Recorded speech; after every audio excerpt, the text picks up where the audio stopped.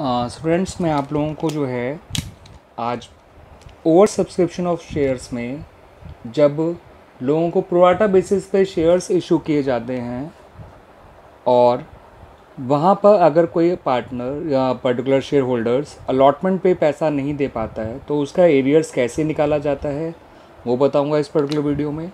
साथ के साथ ये बताऊंगा कि जो भी ओवर सब्सक्रिप्शन के केस में पैसा एडजस्ट किया जाता है, एक्सेस एप्लीकेशन मनी को किस तरह से एडजस्ट किया जाता है of the pro rata category, as well as जिनको ये एप्लीकेशन रिजेक्ट की जाती है उनके पैसे का क्या किया जाता है वो बताऊंगा। ठीक है बच्चों, तो मैं कुछ अपने ही एग्जांपल के तहत आज बात को समझाने जा रहा हूँ आप लोगों को बच्चों। ठीक है, सपोज कंपनी ने इशू किए 10,000 शेयर्स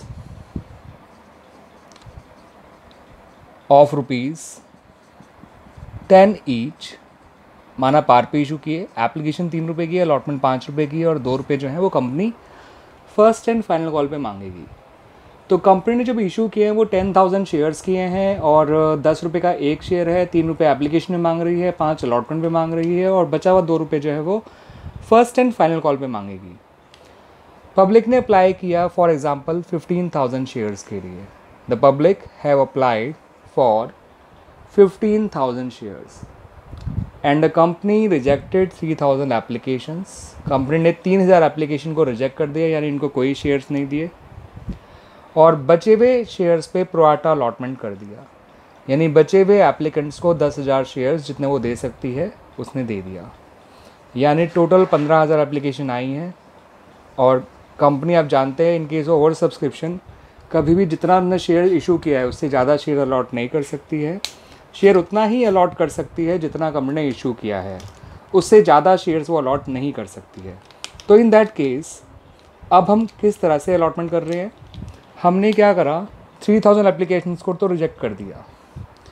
जो बची हुई 12,000 एप्लीकेशंस हैं, जो यानी 12,000 शेयर्स के जो एप्लीकेंट्स हैं उनको हमने ये 10,000 शेयर्स दे दिए on pro rata basis. Pro rata basis means partial basis. Partial basis means हर 6 मांगने वाले को यानी हमने 5 शेयर दिए होंगे।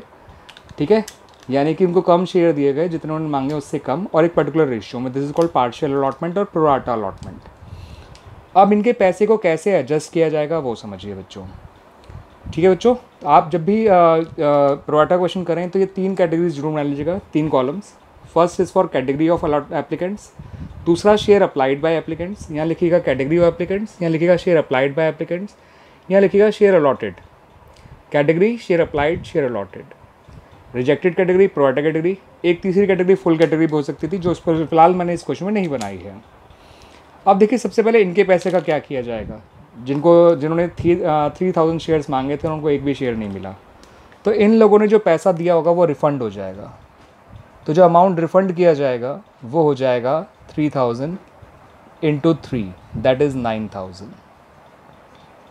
क्योंकि इनको एक भी शेयर नहीं दिया गया तो that money has to be refunded by the company. Company को पैसा रिफ़ंड करना ही पड़ेगा। ठीक है, तो इनके पैसे का तो हिसाब किताब क्लियर हो गया कि ये पैसा is to be refunded by the company to the shareholders या टू द एप्लीकेंट्स बैक। अब इस पैसे का क्या करना है वो समझिएगा बच्चों। जो पैसा इनका आया हुआ है प्रोराटा कैटेगरी वाले एप्लीकेंट्स का, इन लोगों ने 12,000 शेयर्स के लिए अप्लाई किया था, इन्होंने कंपनी को 36,000 दिए होंगे। ठीक है बच्चों, तो जितने प्रोराटा वाली कैटेगरी लोग हैं इन्होंने कंपनी को 36,000 रुपीज़ दिए होंगे एप्लीकेशन पे, क्योंकि एप्लीकेशन में ₹3 पर शेयर है, लेकिन इनको मिले हैं केवल 10,000 शेयर्स। तो इसका मतलब ये हो गया कि कंपनी ने इनके जो बचे हुए वो हैं एप्लीकेशन मनी होगा उसको आगे एडजस्ट कर दिया होगा इंस्टेड ऑफ रिफंडिंग। अब आगे कहाँ एडजस्ट किया होगा, आगे उन्होंने एडजस्ट किया होगा उनको अलॉटमेंट में। ठीक है, इनका पैसा अलॉटमेंट में इसलिए एडजस्ट नहीं कर सकते क्योंकि इनको हमने एक भी शेयर नहीं दिया, लेकिन इनको हमने कम से कम 10,000 शेयर तो दिए हैं 12,000 एप्लीकेंट्स को, यानी हर 6 मांगने वाले को 5 शेयर तो दिए ही हैं, कुछ तो शेयर दिए ही हैं। तो जो इनका फालतू पैसा आया होगा एप्लीकेशन पे, ठीक है, उस पैसे को आगे अलॉटमेंट में एडजस्ट कर दिया जाएगा। ठीक है बच्चों, नॉर्मली वो पैसा एडजस्टमेंट तक ही एडजस्ट होता है। अगर वो पैसा अलॉटमेंट के अमाउंट ड्यू से भी ज़्यादा होता तो उस पैसे को आगे या तो फिर रिफ़ंड कर दिया जाता है या फिर कॉल में ट्रांसफ़र कर दिया जाता है as per information given in the question. अब देखते हैं इनका पैसा कितना फालतू आया हुआ है जो अलॉटमेंट में जाएगा, या उससे आगे भी जाएगा, या रिफ़ंड हो जाएगा। देखते हैं। इन लोगों ने कंपनी को दिए होंगे 36,000 रुपीज़, जो मैंने आपको बताया भी था कैसे। तो प्रोराटा वालों का एक्सेस एप्लीकेशन मनी ऐसे निकाल लीजिए, excess application money of pro rata category is equal to जितने शेयर उन्होंने मांगे माइनस जितने शेयर इनको मिले इनटू एप्लीकेशन मनी कर दीजिए। ये आ जाएगा ₹6,000। इनका 6,000 रुपीज़ एक्स्ट्रा आया हुआ है। अब ये देखिए कि जब इन्हें फ्यूचर में अलॉटमेंट देनी होगी वो 10,000 शेयर की देनी होगी, बिकॉज नाउ दे नो कि they have got only 10,000 shares not 12,000 shares. यानी हर 6 मांगने वाले को पता है कि अब फ्यूचर में उसको 5 शेयर का ही पैसा देना है अलॉटमेंट का। तो यानी ये टोटल आपको जो अलॉटमेंट मांगा जाएगा इन लोगों से, प्रोराटा का एप्लीकेंट से, आगे जाके 10,000 शेयर का मांगा जाएगा जो कि ₹5 पर शेयर है। तो यानी इनका अमाउंट ड्यू ऑन अलॉटमेंट कितना है? 10,000 शेयर इनको मिले हैं, ₹5 इनकी अलॉटमेंट मनी है, वो है 50,000 रुपये। इनका एक्सेस एप्लीकेशन मनी है 6,000 रुपये। तो इन दोनों में से जो कम होता है वो अलॉटमेंट में जाएगा। तो फिलहाल आप जान रहे हैं 6,000 इज़ मच लेस देन 50,000। यानी इनका जो पैसा अलॉटमेंट ट्रांसफ़र किया जाएगा दैट इज़ ₹6,000। वो 6,000 रुपीज़ को ट्रांसफ़र किया जाएगा अलॉटमेंट में। ठीक है बच्चों, तो हमने दोनों का पैसे का जो है हमने हिसाब लगा लिया। ठीक है, इनका जो 9,000 रुपीज़ है वो तो रिफ़ंड कर दिया जाएगा, बैंक में चला जाएगा यानी वापस। इनका जो एक्स्ट्रा है पैसा है 6,000 रुपीज़ वो अलॉटमेंट में चला जाएगा। ठीक है, और बाकी जो नॉर्मल पैसा है वो अपना कैपिटल में चला जाएगा। वो नॉर्मल पैसा आपका अपने आप निकल के आ जाएगा। आप 10,000 इंटू 3 करेंगे तो 30,000 आपका सीधा सीधा कैपिटल में चला जाएगा। वैसे भी देखा जाए तो कुल मिला के 15,000 रुपीज़ एक्स्ट्रा आए हुए थे, क्योंकि जितनी एप्लीकेशन एक्स्ट्रा आई हैं आप चेक कर सकते हैं। 5,000 है इंटू 3 15,000 हो गया। 15,000 में से 9,000 रिफंड हो जाएगा, 6,000 अलॉटमेंट में चला जाएगा, बाकी 30 तो कैपिटल में जाना ही जाना है। तो जब भी आप रिजेक्टेड और प्रोराटा के लिए करा करें तो ये चेकिंग कर लिया करिएगा। ठीक है बच्चों, आई होप ये चीज़ क्लियर हो गई होगी आप लोगों को। मैं दोबारा बता देता हूँ कि इतना हमने क्या करा। कंपनी ने इशू तो किए थे 10,000 शेयर्स, मगर लोगों ने अप्लाई किया था 15,000 शेयर्स के लिए। तो एज ए रिज़ल्ट कंपनी ने क्या करा कि कुछ शेयर्स को, कुछ एप्लीकेशन को तो रिजेक्ट कर दिया जो कि 3,000 थी, यानी उनको एक भी शेयर नहीं दिया गया, और बचे हुए 12,000 एप्लीकेंट्स को कंपनी ने 10,000 शेयर्स दे दिए ऑन प्रोराटा बेसिस। ठीक है, तो इस तरह से हमने ये कॉलम बना लिए, category share applied, share allotted.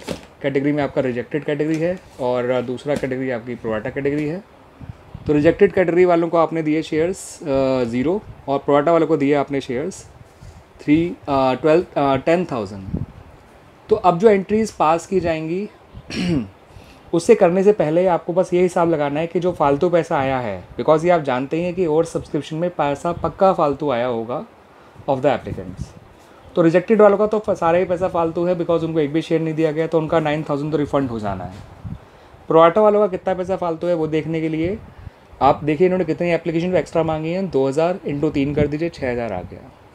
बस एक बार को अपनी तरफ से सेटिस्फाई करने के लिए कि पैसा अलॉटमेंट के जितना उनको अलॉटमेंट देना है उससे ज़्यादा तो नहीं हो गया, ज़्यादा तो नहीं फालतू बचा हुआ है, क्योंकि अगर वो अलॉटमेंट को भी पार कर जाएगा तो उस पैसे को हमें या तो रिफ़ंड करना पड़ेगा या कॉल में ट्रांसफ़र करना पड़ेगा।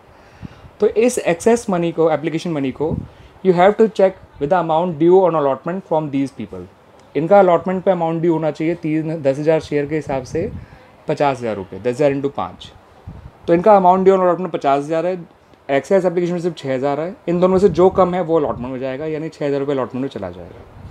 यानी कुल मिला के जो 15,000 रुपये फालतू आए थे, इनका डिफरेंस 5,000 शेयर है, इंटू 3 करेंगे 15 आएगा। उसका आपका पूरा हिसाब हो गया कि 9,000 बैंक में जाएगा और जो है 6,000 कैपिटल में उसमें जाएगा, अलॉटमेंट में आएगा। ठीक है, अब इसकी एंट्रीज़ कैसे बनेगी वो समझ लीजिए बच्चों। आई होप ये पर्टिकुलर टेबल आपको क्लियर हो गया होगा।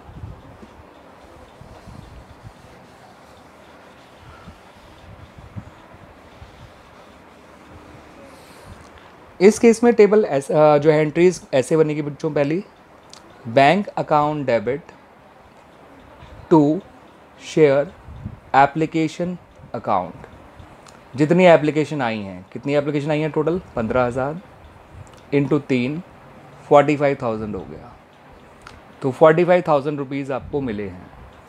फिर इस एप्लीकेशन मनी को कैसे डिस्पोज किया गया, कैसे यूज्ड अप किया गया 45,000 को, वो बताया जाता है कि कितना कैपिटल में जाएगा, कितना अलॉटमेंट में जाएगा और कितना रिफ़ंड हो जाएगा। तो रिफ़ंड हमने निकाला था 9,000, अलॉटमेंट में निकाला था 6,000, बचा हुआ 30 डाल दीजिए कैपिटल में, तो ये हो गया 45,000। इस तरह से हमने ये हिसाब लगा लिया कि कितना पैसा जो जाए है कहाँ कहाँ यूज अप हो जाएगा। अब आगे की जितनी भी एंट्रीज़ बनाई जाएंगी वो ध्यान रखिएगा बच्चों, वो 10,000 शेयर से बनाई जाएंगी। अब जैसे हम जानते हैं अलॉटमेंट जो है वो ₹5 का है, तो जब अलॉटमेंट ड्यू करा जाएगा तो ₹5 पर शेयर के हिसाब से 10,000 शेयर के पैसे मांगोगे। तो अलॉटमेंट हम जानते हैं ड्यू पहले होता है, रिसीविंग बाद में होती है। तो जब अलॉटमेंट रिसीव किया ड्यू करा जाएगा तो share allotment account debit to share capital account लिखा जाएगा। और 10,000 शेयर है, ₹5 की अलॉटमेंट है, तो 50,000 रुपये से अलॉटमेंट ड्यू किया जाएगा। फिर माना अलॉटमेंट पे भी कोई एरियर्स नहीं आया है, तो सिंपली आपको जानते हैं कि अलॉटमेंट में आप 50,000 मांग रहे हैं। 50,000 में से आपको पहले से ही जो पैसे मिल चुके हैं दैट इज़ ₹6,000। तो अब आपको बचे हुए 44,000 मिल जाएंगे अगर कोई भी एरियर नहीं है तो।